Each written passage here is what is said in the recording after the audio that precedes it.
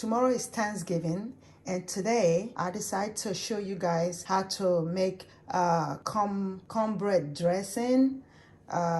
This is with a little twist on it. So the first step is to combine the cornbread mix that I have in the bowl with 2 eggs, water or milk. That's it. Then you mix it up and put it in the oven. This is my 2 eggs that I'm going to use to combine the cornbread mix and with milk. So this is my already mixed corn dress batter that I'm about to put inside the oven. So I have just put my cornbread batter into the oven. You let it bake for about 15 to 20 minutes, depending on the size of the pan and how much the thickness of the cornbread.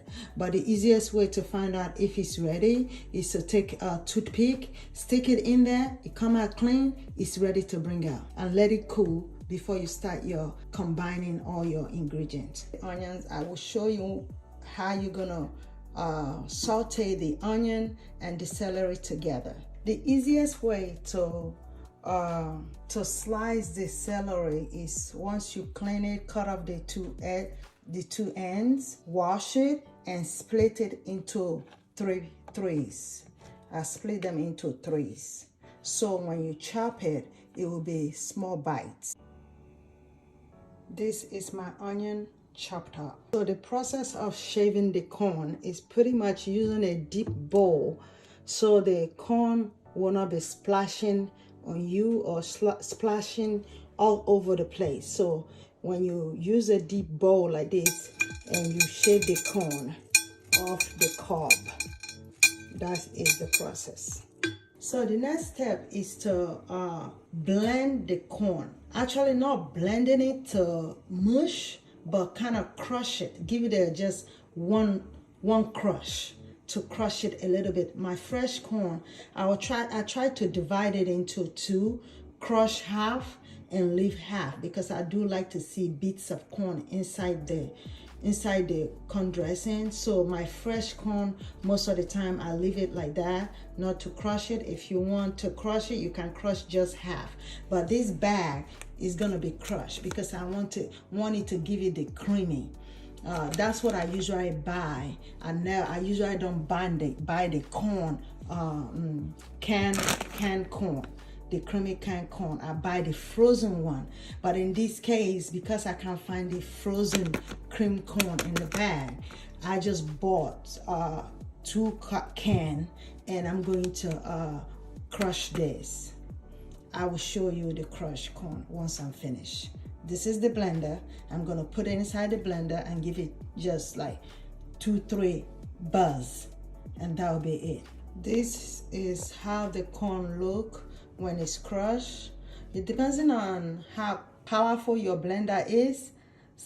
You do need to add a little water to the frozen corn when you are trying to crush it. So this is my already prepared cornbread. I let it cool for about 30 minutes to an hour. You cut it up into cubes like that, and I'm going to now start combining my cornbread batter. This is my dry agent, which is the of course you can call it stove topper or crouton, whatever, whichever one you can find, but it's dry agent to help combine the cornbread together.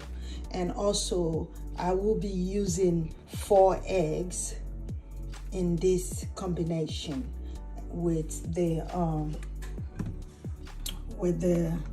chicken broth or turkey broth, whichever broth you're going to use. If you're going to make your own broth, which is the best, but today we are going to use the, of course, already made chicken broth, because I don't have enough time to make the turkey broth that I needed. I'm just trying to make a quick video for you guys because this is Thanksgiving and a lot of people they are scratching their head and they don't know how to put this together. So I'm just making a simple video for you to be able to enjoy corn dressing my style in your kitchen. Also, I don't want to forget to tell you that you do need poultry seasoning. This is poultry seasoning, whatever you can find.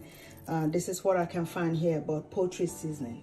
And I will be adding the broth, chicken broth. I put it on it so it will start soaking up. Then I will put the egg. After the egg, now it will be ready for, you might need more. If you need more broth when you're mixing it, if it's too hard, you're gonna need more broth or water, whichever one you choose to add. So this is about it. Once I add the egg, I'll mix it together and show you guys how it looks once you mix it up. Then it's ready to bake. This is the celery and the onion sauteed. Usually I don't use this much oil, but it's still also good. So it will help your dressing. You do need a little oil in it because it will help your dressing not to be dry.